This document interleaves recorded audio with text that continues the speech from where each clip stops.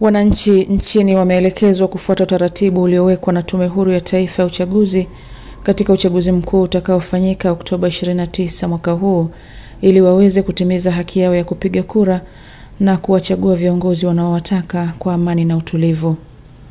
Msaidizi wa kisheria kutoka mtandao wa mashirika ya wasaidizi wa kisheria nchini TANLAP, Bi Teresia Mande, ametoa wito huo alipokuwa akizungumza na wananchi wa manispaa ya Singida wakati wa elimu ya mpiga kura inayoendelea kutolewa katika maeneo mbalimbali ya manispaa hiyo. Sifa ya kwanza, awe raia wa Tanzania aliyejiandikisha katika daftari la kupiga kura, lakini pia awe na kadi ya kupigia kura. Na mpiga kura yeyote anatakiwa akapige kura katika kituo alichojiandikishia kupiga kura.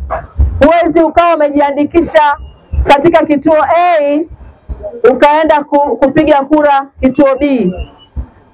Kila mpiga kura anatakiwa akapige kura katika kituo alichojiandikisha kupigia kura, na vituo vyote vilivyotumika katika zoezi la kujiandikisha katika daftari la kudumu la wapiga kura ndivyo vitakavyotumika kupigia kura.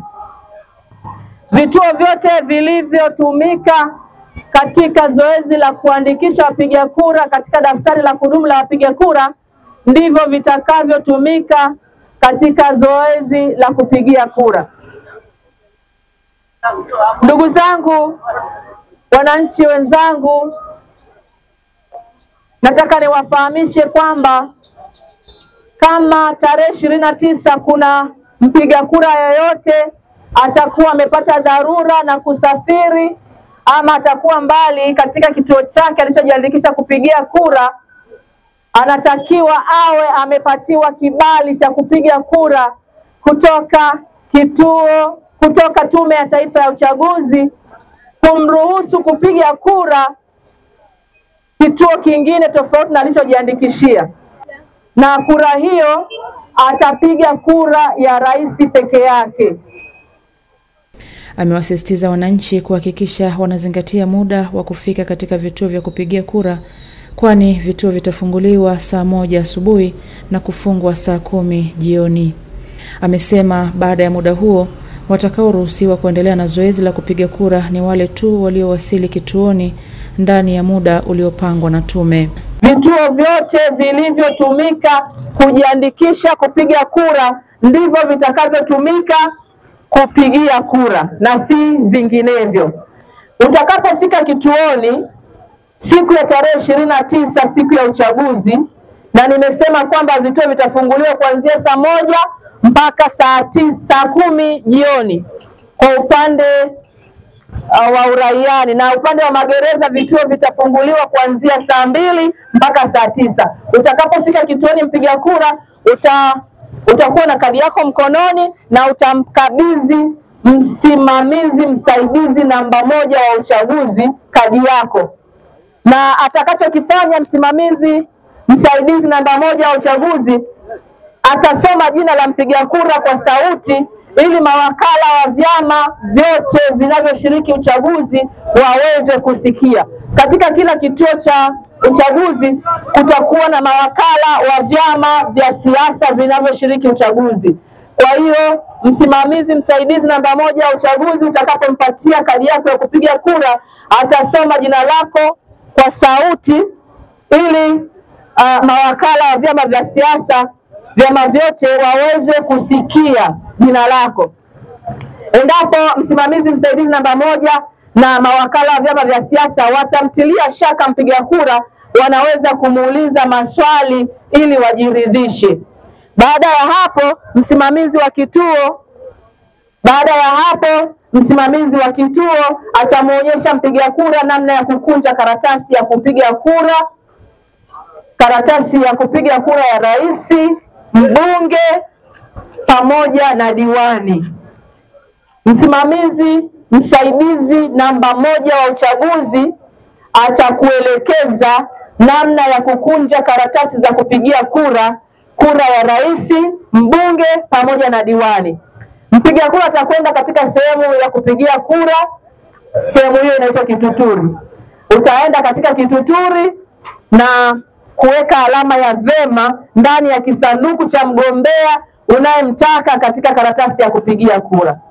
Baada ya kukabidhiwa hizo karatasi, mpiga kura utaenda katika sehemu ya kupigia kura.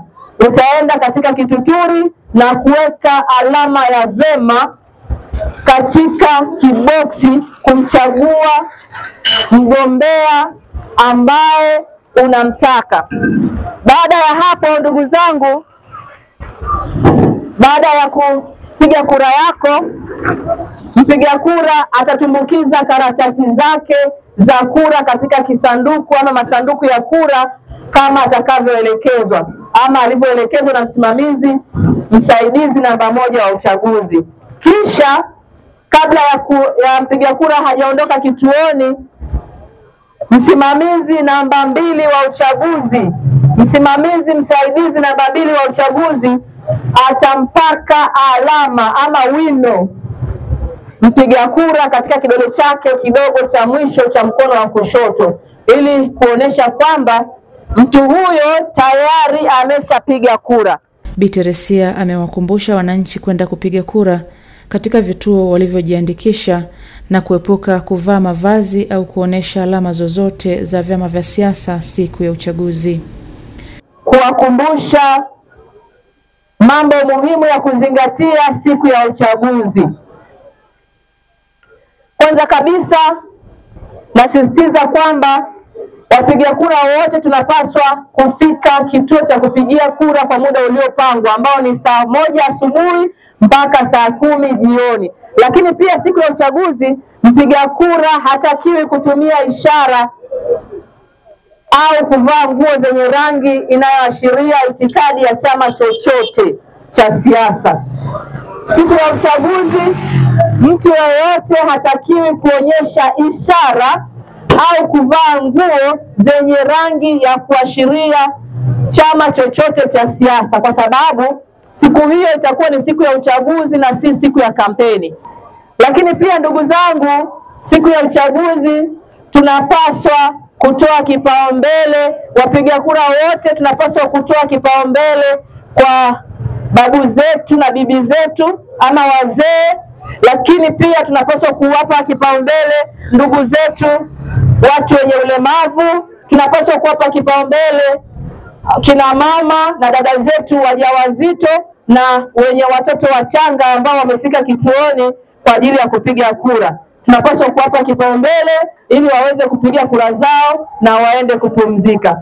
Baada ya kupiga kura uondoke ukaendelea na shughuli zingine, au ukae umbali wa mita 100 kama utahitaji kusubiri muda wa kutangazwa matokeo. Elimu hiyo imetolewa katika maeneo mbalimbali ikiwemo masokoni, vituo vya mabasi pamoja na mikutano ya vikundi vya wanawake. Nina TV wakati wote.